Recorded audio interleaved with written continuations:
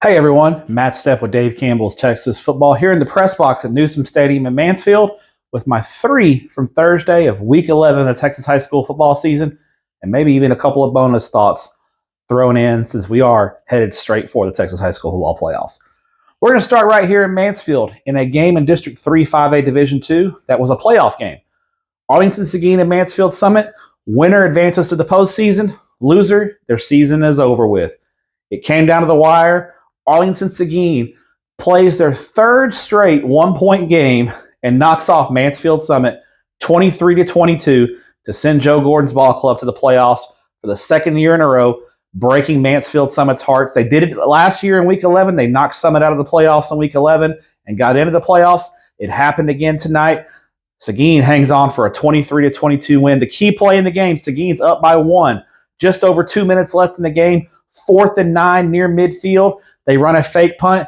Jonathan Polk, backup quarterback, throws a strike to Jamani Smith. He gets the first down. Seguin basically runs the rest of the game out. Summit did have a chance late. They got down to the 40-yard line in a scramble drill with under 15 seconds to go. Threw a Hail Mary into the end zone. It was incomplete. And Arlington Seguin advances to the playoffs to take on Prosper Walnut Grove next week. This game had implications through the rest of the district standings as it got shaken up. Mansfield Timberview with a Mansfield Summit win would have been the 4 seed, but now because Seguin wins, Timberview moves to the 2 seed. They will host a first-round playoff game next week against the Anna Coyotes, while Colleyville Heritage, who was slated to be the number 2 seed, falls to the number 3 seed. They will go on the road to take on Melissa in the first round of the playoffs next week. Looking across the state, just up the road in Arlington at Maverick Stadium in Arlington, Arlington Bowie knocks off previously undefeated South Grand Prairie 24-21. Congrats to Joe Sam's ball club. They clinched their second straight district championship. They raced out to a 17-0 lead at halftime, hold on in the second half. Arlington Bowie takes a 24-21 win. They win the 8-6A title. They will be the number 1 seed in Division 2 in the Division 2 bracket in Class 6A. While South Grand Prairie, they are the 2 seed out of the district as far as second place, but they are the number 1 seed in Division 1. South Grand Prairie likely will take on Lake Highlands next week in the first round of the playoffs. Down in the Rio Grande Valley, a district championship game in 31-6A. It was all Weslaco tonight.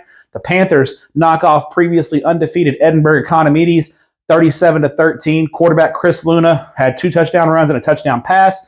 Running back Malachi Rodriguez had 2 touchdown runs as Weslaco dominates previously undefeated Edinburgh Economides 37-13. Weslaco, the number 1 seed in the Division 1 bracket, they will be the district champions and move on to the playoffs. Economides falls to 9-1.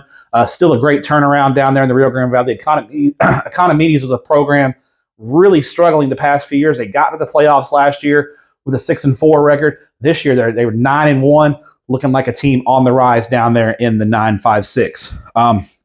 The game of the night, probably in the state of Texas, Frisco and McKinney North, also just up the road, about an hour north of us in Frisco. It was the game of the night. Frisco, in a shootout, knocks off McKinney North 48-45 to clinch the final playoff spot there in District 5, 5A Division 1. It was a playoff game straight up. McKinney North and Frisco, winner advances to the playoffs.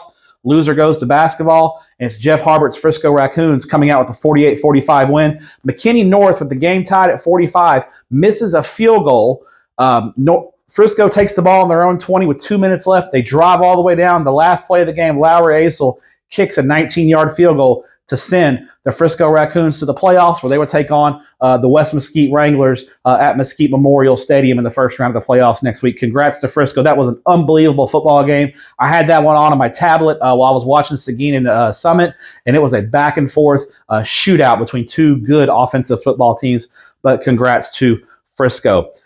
Finally, let's go to the Texas Panhandle. Lubbock Monterey hangs on for a 34-28 win over Amarillo Caprock in a game that as of now, was a playoff game. The winner advances to the playoffs. The loser is eliminated. However, with the breaking news pregame of possible UIL violations for Amarillo High, this could completely change the shape of the District 2 5A Division 1 race. So we'll have to see how that plays out tomorrow. Caprock may still be in the playoffs, depending on how some other results shake out. if Amarillo is ruled to have used an ineligible player in several football games. That story was broken by our friend Kel Steed at Press Pass Sports. Had heard some rumblings earlier today that there might be some UIL activity with Amarillo High. Nothing confirmed as of yet. The district did release a statement that there was an investigation going on, so we'll see how it plays out. But as of now, Lubbock Monterey clinches the final playoff spot in 2-5A Division I as they hold off a late Amarillo Caprock rally for a 34-28 victory. So it looks like Jason Sims' Monterey Plainsmen will be headed to El Paso in the first round of the playoffs. Thanks a lot. Have a great night, and we'll talk to you later at Dave Campbell's Texas Football. And don't forget to tune in 10:30 Saturday night, the Texas High School Football Playoff Bracket Reveal Show.